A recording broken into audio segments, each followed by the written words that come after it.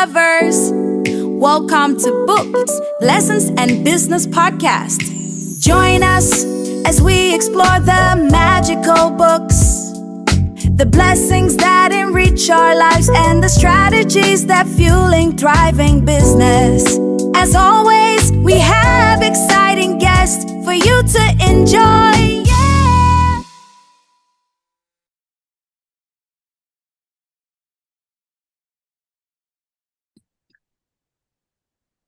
Good evening, everyone. Thank you and welcome to Books, Blessings, and Business. Am I saying that right? Books, Blessings, and Business. Okay. It's been a long day for us, but we are moving along.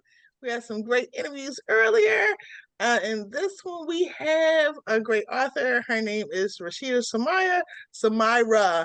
And Monica's going to tell you a little bit about her, and then we're going to get started because I am super excited. She has a title of her book that's like, what is that about? But we're going to talk about that later. All right, Monica, you ready? Yes, welcome, Rashidah. Thank you. Yes, we are so excited to talk with you about this book. I don't even want to say the title yet because that speaks volumes in itself. So I want to be able to introduce you to our listeners. Rashidah is a psychotherapist, behavioral health director, and advocate for healing and personal transformation.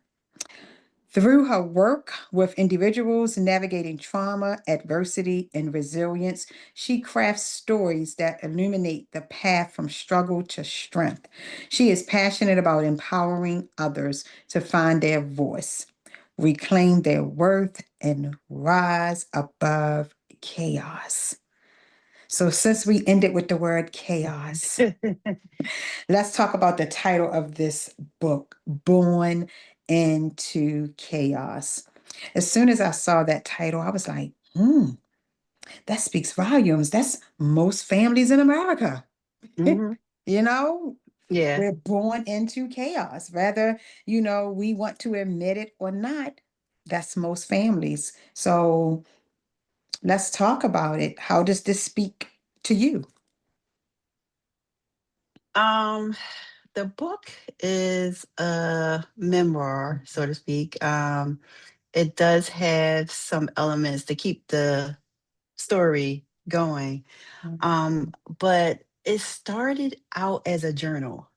Um, Going through therapy myself as a therapist. I know a lot of people like, what, you're a therapist, you go through therapy? Yes, I do.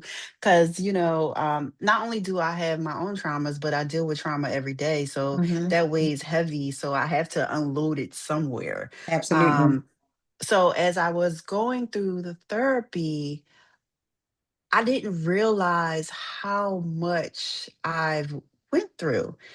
And until I started journaling. And I'm like, I remember this. I'm starting to remember now because I don't know if you know that sometimes when we go through a lot of trauma, we forget about the things that we go through. So I'm like, wow, dang, I went through this, and I'm like, well, somebody may be able to relate to what I went through. And that's what gave me the idea of writing a book. It took me, I wrote it, but it took me a while to like put it out there because Mhm. it's about me and I'm Mhm. being vulnerable. I'm telling Mhm. stories, my Mhm. truth. Um, but just thinking about the actions before I came out of the womb, like the Mm. stuff that was going on Mm. between my mother and my father. So that's how I came up with the idea of born into chaos Mhm. because their situation was already chaotic. And then I Mhm. just came into that situation. Kind of like Um, added to it with yes, unbeknownst to yourself, of course, because yeah, you what? An infant, how would you know? yes, yeah, Mhm. yeah. Mhm. So that's how I came up with the title Born into Chaos. I love that. And that's why as soon as I saw it, I'm like, most Yeah, of us are born into situations that has nothing to do with us. It was already yeah. there, it was already present, it was already brewing, it had already, Hmm. reached where it needed to reach, gone where it needed to go. And then here we come Yeah. adding to it. And sometimes people think, oh, if you had a child, it makes situations better. No, sometimes it makes it worse, 10 times worse. So I love how you said born into chaos. But before we really get into deep with it, is there anything else about you that you would like our audience to know about that you didn't put in your bio? No. I'm a mother. Okay, okay, um, but no, nothing. I think that's it. okay. That's it. Yeah. And you are a mother too. One. Thank goodness. 16-year-old. Wait a minute. Did you say 16, girl? You look Yes. 16. Wait a minute. Thank you. I Rashida. appreciate it. I appreciate it. Yes. I just went through trying to teach how to drive. Teach her how to Oh, drive. So yes. that's some chaos right there. Yes. Yes, definitely. Had me clutching my pearls that I don't even wear. I- so let's talk about this born into chaos. So of course, when you're born into it, like we said initially, okay, you're a baby. We don't even have a clue what's going on, even though we know that as babies, we know that now because we've had children or a child, Yeah. right? Yeah. That they sense and can feel energy, right? That's Yeah. they don't know how to verbalize what they're feeling, but they can cry it out. They can, Yes. they have different types of ways of letting us know that they are uncomfortable with something, right? With, Yes. of course, because they can't speak. But what age did you realize? Of course, you didn't know the word chaos, but what Hmm. age did you realize that something is off here? Something is not right here. I'm feeling uncomfortable in this space. 4. And I Wow. remember it vividly. Like as I'm sitting here with you, I remember around Christmas time, the Christmas tree. I'm at my grandmother's house, and then I just hear the screaming of my mother, and just like so, I just realized it at that age. Now, when you say the screaming of my mother, I'm assuming the screaming of your mother to your father, or Yes, okay, yes, okay. Now, were they yes. married or they were a couple? They were married. They were married. Okay, okay. Yeah. And so did this chaos continue throughout at a certain N- age or No, as the age of 6, that's when they got divorced. okay. Okay. Yeah, that's when they got divorced, and my mom got the courage of doing it. Um, and as I wrote the book and reading, I noticed that I didn't give my mom a lot of grace because I Mm, didn't understand what she was going through at that time. mm, And then being a new mom, going through domestic violence and trying to navigate that. And she was young getting married.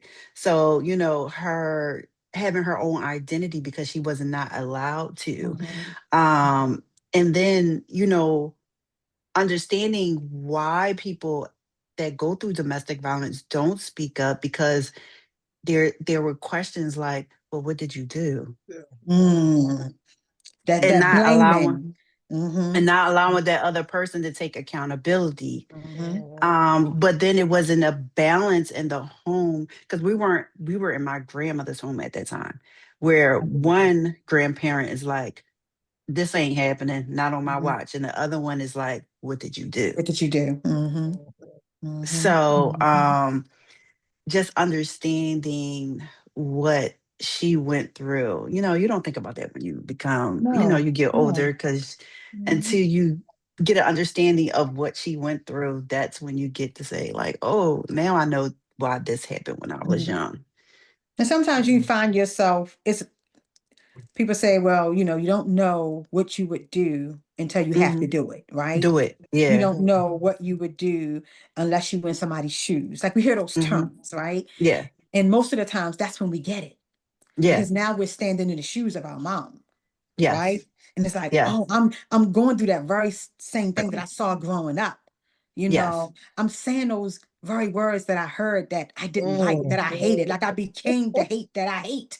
You see what Yes. I'm saying? And Yes. that's when you realize, like, oh my gosh, it makes sense. It didn't make sense Yes. then. You couldn't, there was no words for her staying. There was no Yeah. words for her tolerating that and putting up with that. It was just like disgust. Like, I can't Yeah. believe you would stay and deal with that, right? As you become a teenager, like you said, I didn't show my mom grace. Like, I didn't have Yeah. enough grace for her.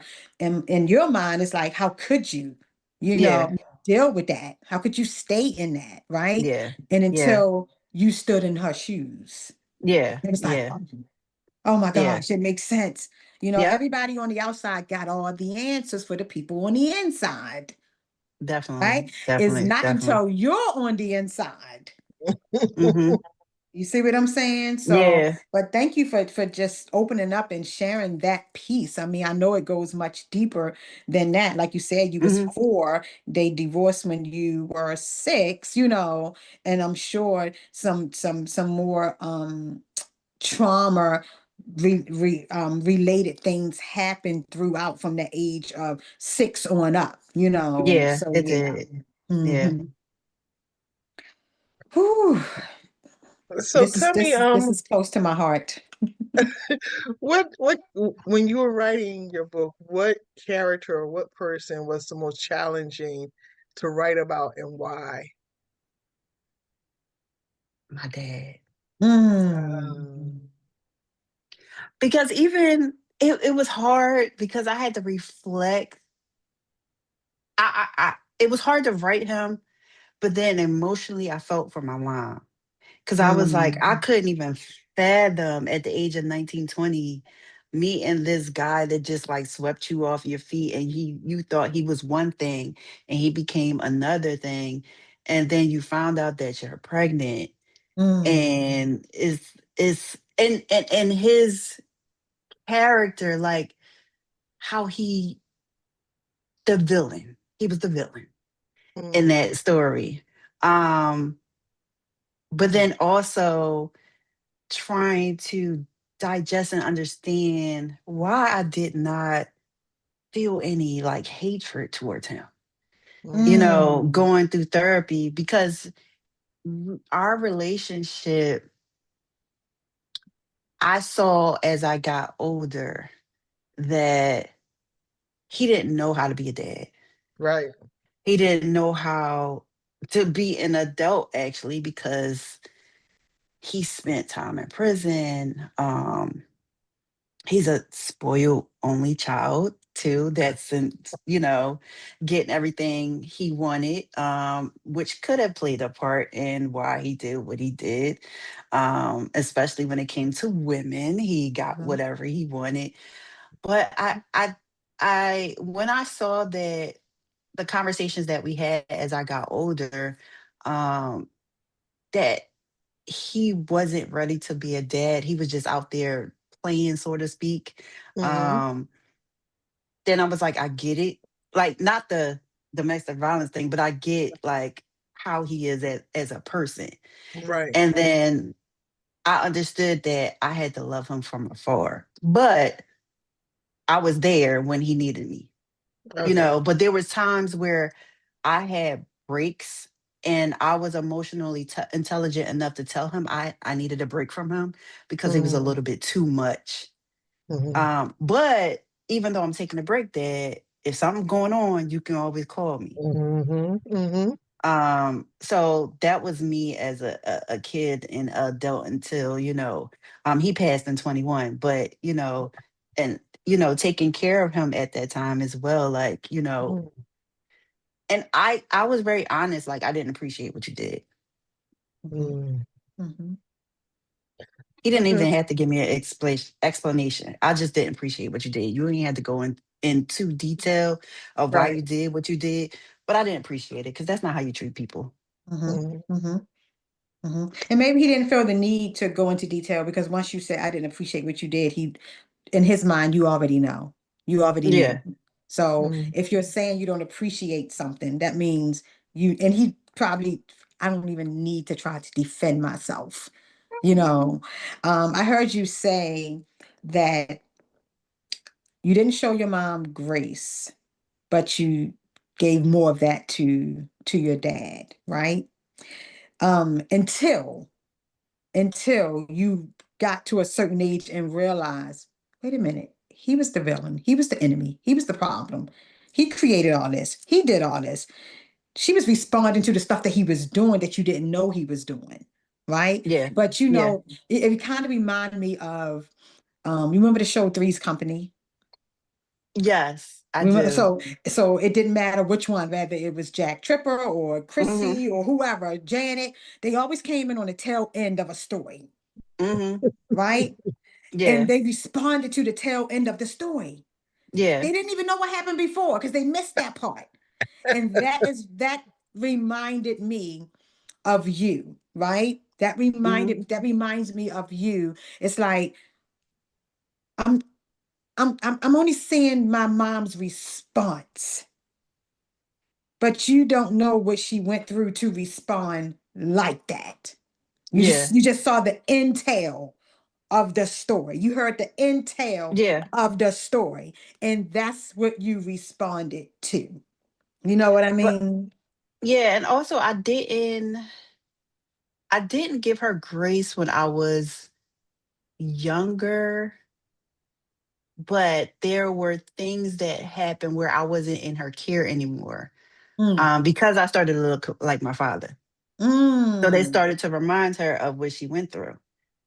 So, and because of that, I never was mad at her about what she did. Never. Till this day, we have a strange relationship. But mm-hmm, if she called me, I answer.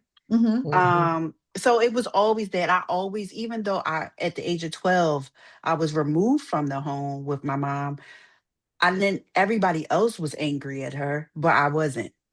hmm. I will always, every time I got a chance, I will always call and check on her. And why were you Every removed from the home at 12? uh so my mom, If you want to talk about it, that's no, only I'm if you choose. fine. I'm fine with Mhm, it. So my mom got, she found her person. She mhm, got married. And how I grew up when I was younger, my dad was a Muslim. My mom was Christian. My grandma was Baptist. And when my mhm. mom and dad divorced, my mom became Jehovah's Witness. So you could just imagine the weekends at Baptist church. My dad's Muslim, and then Mm, my mom's Jehovah's Witness. a So combination. yes, so because of my views on religion, because I'm Christian, my views on religion, we clashed Mhm, a lot with that religion. I was very inquisitive and I'm always was in the books reading. So I had my questions for the elders. And at my age, at 10 and 9 and 10, that you were being a smart aleck. You were being disrespectful because Right, I was ready. And I knew mhm, right. the scriptures front and back, so you couldn't tell me about anything because my grandmama said, so it was kind of like that. So because we clashed, I couldn't be there anymore. And then it became a situation where she was the aggressor. And then I had to be removed from the home. But because of that, even to this day, people in my family like angry. Why did she do that? Why she's not like, you know, I was never angry at her. Um, I love my mom dearly, but that's the choice that she made. I kind of understood it as I got older, and I'm like, I started to look like my, because it was things that she said. I started to look like my mhm, dad, and it reminded me of her. So I was her mhm, trigger. Mm-hmm. Mm. So I was out the home, but I never disrespected her. I never allowed anyone else to disrespect her. Um, and I always checked on her to this day. mhm, And she's still struggling with my dad's situation, even after he passed. Because it was like after he passed, I asked the question, like, do you feel better now? Mm. Because he's no longer here. mm, Right. Because she still was fearful of him, even though they haven't seen each other for eons. Mm. So And what I put in the book is part of the story of their domestic violence. It was really bad from what Mhm. my relative said. Mhm. I can just imagine, like, in her mindset of him thinking that he's going to come back and, do something. So she was always living in fear. Mm. When did you discover that or decide I need to put my life in a Mhm. book? I started therapy 22 and I would say 24. I said, let me just put it in a book. And I just started telling certain family members about it because I was like, it's kind of heavy. Mhm. Um, so and then also I still haven't told my mom's sister, but that's another story because I'm like, I don't want her to read the book and just be like, oh my God, you put all this, all the business in the book. Mhm. But I as I was writing, I was really thinking about it, and I had to pray about it because I'm like, this is a lot of stuff. I'm very vulnerable. I'm very private and closed in, but I really felt like someone can benefit from my story. Like I went through this Absolutely. too.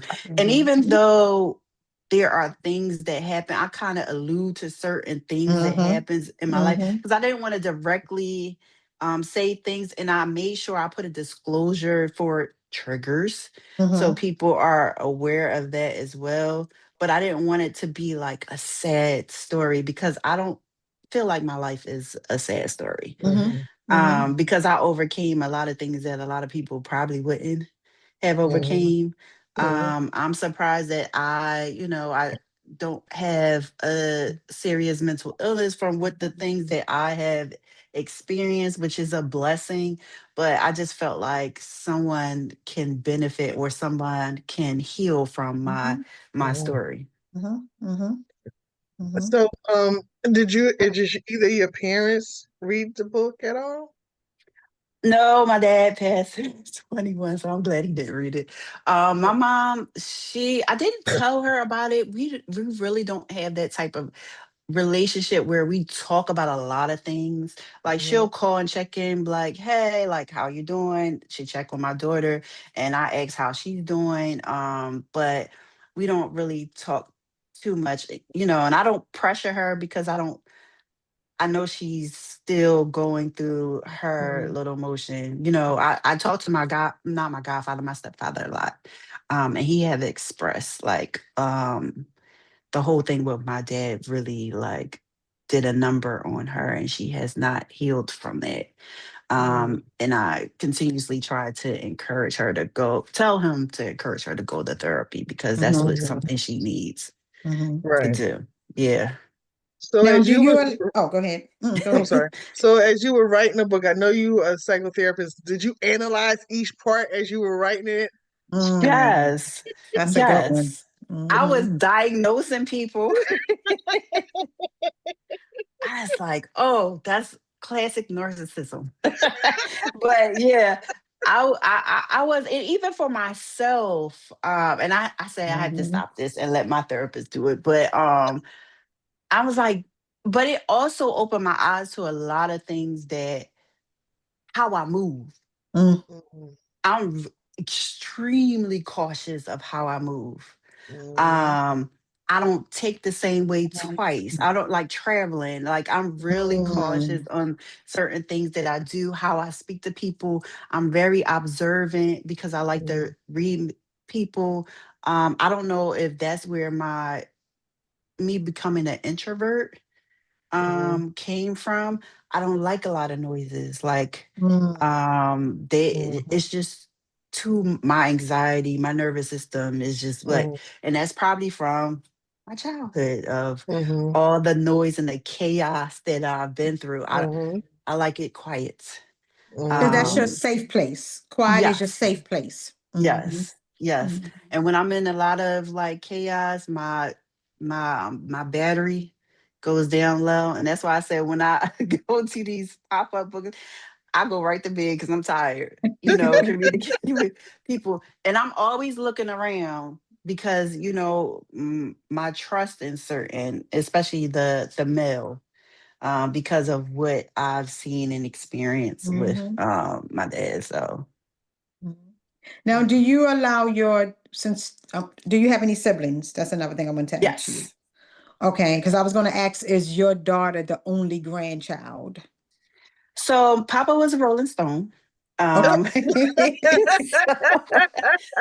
so I'm the only one from my mom and dad. My mom and my dad only married my mom, but he had other children outside Mhm, and one during. So they haven't.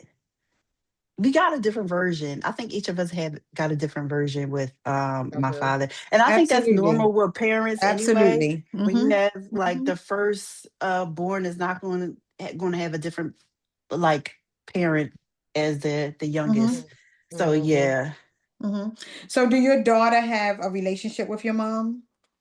no. Okay. On purpose? I just think that's just how she met her the first time when she was 4, and she hasn't seen her since. Now my stepfather saw her last year. Like me and my stepfather, we talk all the time. Mhm, Um, but my mom is just that's how she's been. mhm. And y'all in Mm-hmm. the same state? She's in Philly. I live in Delaware now. Okay. Okay. Okay. Whew, this is So, heavy. so Rashida, this is weird. So, some of the dynamics that you talk about remind me of some of the dynamics as a child I Mhm, went Hmm. through. mhm, I came from that family of grandma. She went to church. Matter of fact, my family owned a church. So my Yeah. father was Muslim because in the Philadelphia area, Muslims is very popular, and West everyone has Philly. one in their home. Everyone has a Muslim person in their home. It is what it Yeah. is. But I think in those times, my mom was young when she met my dad, and I think in those times, everyone was having fun and having great times, but they wasn't taught that okay, well, you gonna have a great time, but you need to check yourself.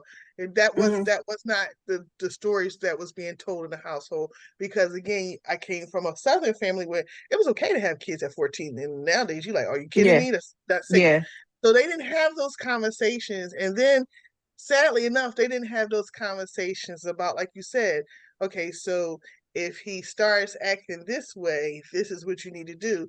It was always, what did you do wrong? Or, Hmm.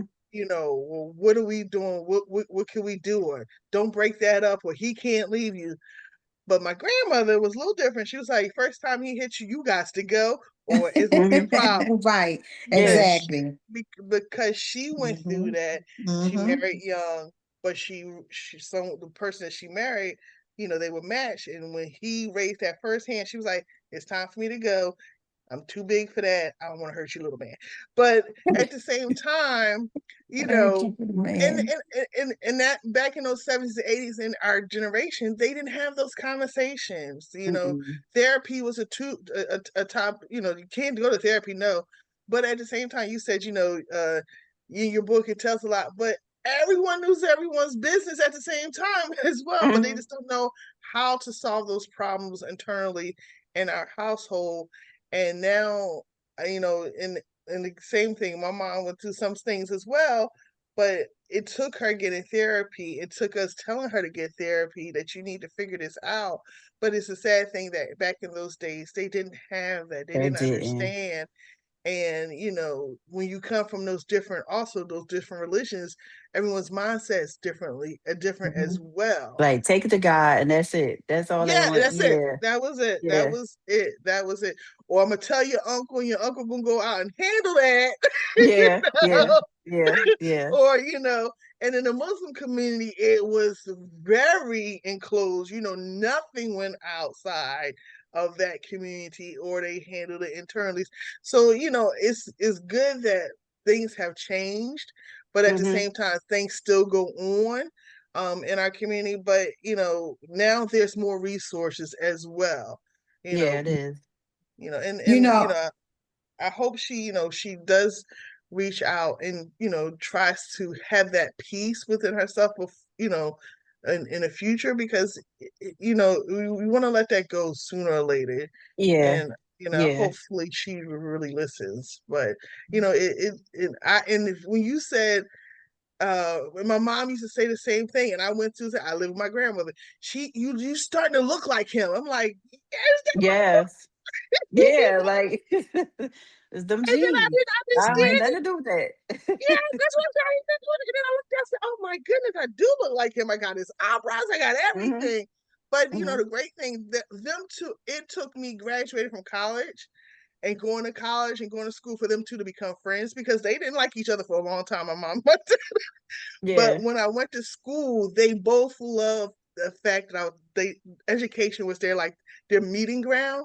They Yeah. loved that, and that kind of helped them talk and get themselves together. And it meant that they hurt each Each other. other. But Yeah. Yeah. like I said, when you said, I said, yeah, I remember hearing that too. I remember hearing that Yep. too.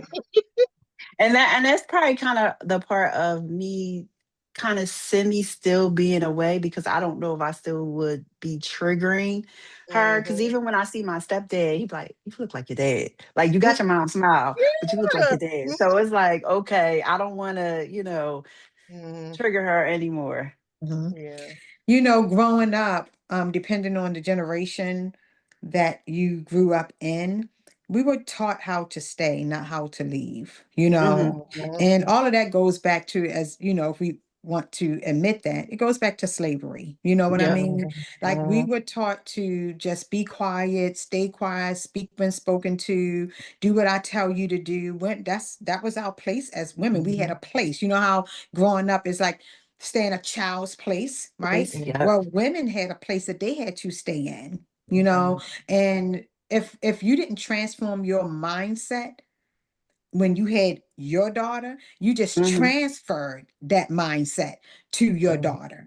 And then Hmm. your Hmm. daughter transferred that mindset to her Hmm. daughter. You know what I mean? Yeah. And so that's when they call them generational curses or that Yeah. generational bloodline. And then it's like, well, who's going to break the curse? Like, who's going Yeah. to say it stops here? So Yeah. somebody has to stop it. And it was you. You decided, I'm not going to do that to my daughter, and I'm gonna Yeah. stop doing it to myself, right? Yeah.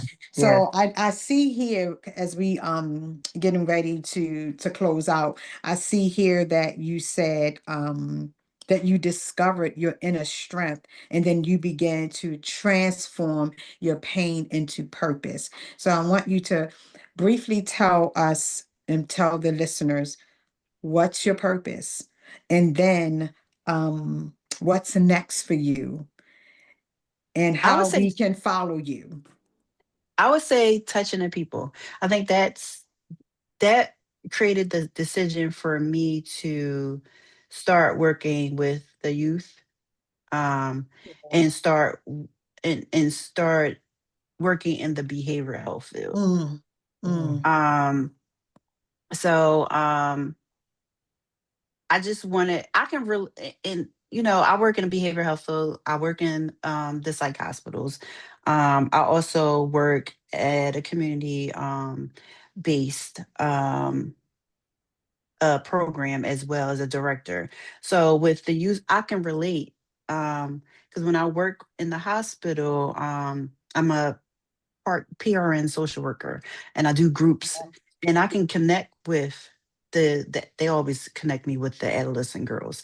I have no problem doing groups or talking Hmm. about real life things, because I can share them, be transparent, and share my stories. mhm, Even working in a private practice, I get a lot of the teen girls, and they can kind of open up and relate to me because I'm very transparent of what I went through, and as a child, and understanding what they went through. Um, and even as I am the director of a behavioral health program, I'm not far removed, um, just being an administrator. mm, Right. If I need to put my boots on and strap up, I'm gonna put my boots on and strap up. Mm-hmm. If I need to step in and engage with someone because they're not engaging, because I work with the highest level of care. Um, that means the ones who are schizophrenic, Mm-hmm. Mm-hmm. bipolar. If I need to go and engage with them and just to um, tell them that it's okay and Mm-hmm. Mm-hmm. understand what they're going through and encourage them to have these conversations with your doctor about medication management or understanding that certain medication does not do well with my body because I want to be a quote unquote regular person, whatever that Mm-hmm. is, Mm-hmm. but Mm-hmm. treating them like human beings. So, I think that's my purpose is touching the people and get that's another reason why I wanted to write this book because I felt like my book would touch the people and kind of heal someone else. Give hope and healing. Yes, hope and healing. Hope and healing. So do you think journaling was like the best thing for you as far as moving forward? Yes, but I didn't do it the traditional way. I did Oh. voice notes Oh. because I have so many journals. I will start them and will not finish them. So I did voice notes and I would listen. And I would like report back to my therapist about, Oh, what I remember, what I Mm. discussed. And we started from the beginning. oh There was wow. ways where we jumped around, but we started from the beginning, the first thing I remember. Oh From the wow. age Okay. age 4. Yes. Yeah. Oh wow. Mm-hmm. And then Okay. Mm-hmm. stories that was told to me, because I've gotten a lot of stories that were told to me as I was younger, but didn't understand. But once my father passed, a lot of Mm-hmm. stories. And the concern people had about my mom. And I was like, it's really that bad? And they like, yeah, it's really that bad. Wow. Wow. Okay. Mm-mm-mm. So what's So, next for you, yeah, Rashida? that's What's what I was next? about to say. What is What's next for next? You got you? some stuff, other So, stuff going on, so share. Don't hold back. so I, not too long ago, I think it was March the 20th, I dropped Amara, daughter of Storm and Shadow. I think I sent you a copy, Kim. Don't tell me I Um, know. I know about it. so that was my first fantasy book, and that book was a challenge because doing a book about your life, I felt like it was easy but not easy, but just Right. coming out of that and doing something different that was more creative, Mm-hmm. I was like, okay, um that book is about a young lady that lost both of her parents. I don't want to tell the whole story, but just her reclaiming her power, like finding her identity, going through grief. Also, just learning her way through life without having her parents by her Mm-hmm. side. Um, so I wanted to do that because I wanted to reach the younger generation, and Yeah. I know my book is too heavy Yeah. for them, and they can't. I wouldn't suggest they read that. Right. Um, so this one is for them. Okay. Um, I want it to be a 3-part book, Oh. so I'm interested to see how that goes, but I because it was a lot just being in a different mindset and just like even with my first book, that time difference, Right. the lingo, making Yeah. sure I said things, Mm-hmm. appropriately for that Yeah. time, and even with Right. the Amira because she's a African princess, and I wanted to like Oh. capture that too and make sure I didn't write street and have, Right. have cobblestones and different things I had to watch like Harry Potter to get like the kind of Oh wow. and research that I had to do to kind of set the scene Mhm. for that. So that's that. But also I am still working on because when I first wrote Born into Chaos, I had a journal. Mhm. Um to go with it. It's called Unlearning Survival. Okay. Mm. I'm still tweaking it, but I still want to put that out there to go along with the book. Well, okay. Um, so that can help other people go through it's a part of journaling for Yeah. them as well once they read the book. Okay. But yeah, that's what I have going on right now. I'm also, and I guess I could put that out here. I'm also trying to open up a bookstore and coffee cafe in Delaware. Mhm. Have curated books. I want it to be a space where you can like chat and chew with other people, Mhm. very comfortable space. Mhm. Read your newspaper, read your book, have, book clubs. Also, I would love for to get a contract with the school and have the kids come and do book clubs and book readings. Also, a space Mhm. for authors to come to do Mhm. book launches and other activities there as well. So that's what I'm trying to work on right now. Okay. Well, they That's a definitely. lot of next for you. I know. I love it. I love it. Thank you for sharing that. Yeah. Oh, thank We have a you lot of for Wow. we having have a me. lot of Delaware authors that will truly, truly enjoy that. And I need to connect with them because I meant to ask you, like, do you have any, like, do they do that here? Authors in the Isles? In Delaware too, because I have not set foot in Delaware to do a book launch. Like my group in my class, they know Yeah. about my book. They're trying to set up something at it's called Cure um program in Delaware that I can do a book signing at, but I don't know anyone in Oh, we Delaware. gotta talk. It's a couple Yeah, places I know. Yeah, yeah, yeah, for sure. I got a couple places in Wilmington, because I'm right? always in Philly. Yeah, I know. I'm always in Philly, I so always dragging in Philly. But yeah, definitely we need to talk. We gotta get you to do official book. Did you do a book launch or you just set it out there like let's just put this out there I to just them? set it out there, talking to the people, and that's I connected with a lot of people with the first book. I was able to connect them to therapists because a lot of them were like, when they read the back of the book, it kind of Yeah. opened up some stuff for them. So I was like, okay, this is good So it's feedback. going into a different direction than you expected, right? Yeah, yeah, yeah, yeah. That's all right. That's all right. They using all your skills. I saw they just testing all them skills, making sure you all good to go. They testing skills. Well, We Rashida, all it's gotta been we gotta heal from some we all gotta heal and yes, talk about whatever we went through so we can move forward. that is Absolutely. so true. Absolutely. So true. So tell the people how they can follow you, find you, get your books. So I'm on Facebook under Rashidah Samirah. Um, Instagram is simply SIMPLY loving LUVING me. Mm, That's my handle on Instagram and TikTok. okay. So my books are my Born into Chaos is Amazon. And Amira, Daughter of Storm and Shadow, is Amazon and through Ingram Sparks. I just Okay. saw it in on Barnes and Noble's website, but Okay. I Nice. didn't see it in the stores yet. So Okay. hopefully soon it'll get there. Nice. Nice. Nice. Okay. All right. Well, we're gonna make sure you get that official launch on the second one. Let's work on this. We'll do the first one, but let's just make sure we get that official launch on the second one. But yes, Yes, thank yes, Absolutely. yes. yes, thank you so much for joining us. It's been really great. Like I said, your story reminds me a little bit of mine.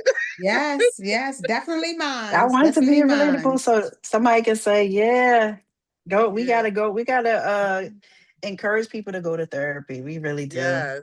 Get rid of that stigma. It's okay. And Yes. then I think to realize it's a lot of therapists that look like you and Monica now. So sitting in the room talking with you two, it's doable.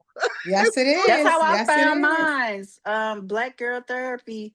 I Yes, Yes. definitely went through there and I found my match. that's right. Yes. That's right. A So therapist needs a therapist. A coach needs a yes, coach, you know? yes, So yeah, yes. yeah. And you know what, most of us as women, we, for the most part, we were we love to talk. So we would go to a therapist, we would go to Yes. counseling, we would seek Yes. help, we would get Mhm. coaching, we would do whatever we got to do to get some help, you know? Yes. So it's And the it's funny you men, it's the said men that. that has the problems for the most part. It's funny you said that because I had therapy this morning. I was like, and I forgot to tell you this.